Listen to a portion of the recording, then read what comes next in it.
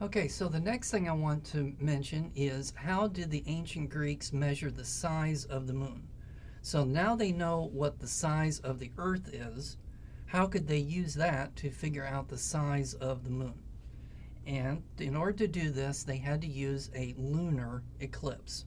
So a lunar eclipse is going to occur whenever the Earth gets in between the sun and the moon, so that the Earth is going to cast a shadow onto the moon. All right, so let's say that, for example, here's the sun.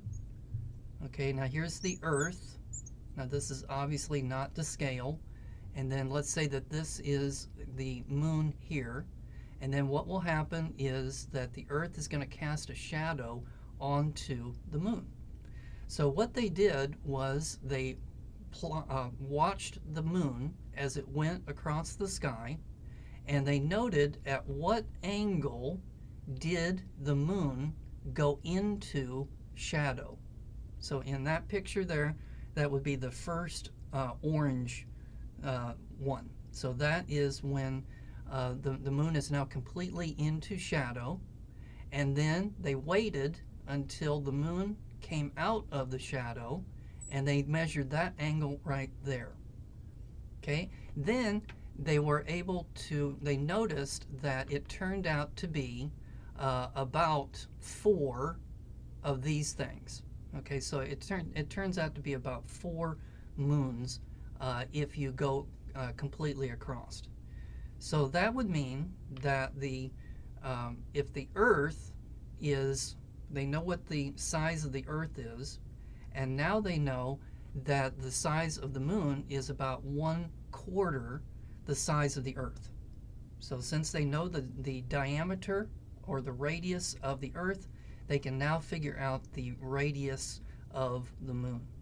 And now this estimate was not quite as good as the estimate for the Earth, but they were able to do it. So let's go a little bit further. So the next one was, how did the ancient Greeks measure the distance to the moon? And so for this one, they needed to wait until the moon was directly overhead. And then that would be location P on the Earth's surface. And then they also needed to have somebody at point Q there. And then at point Q, the moon would look like it's on the horizon.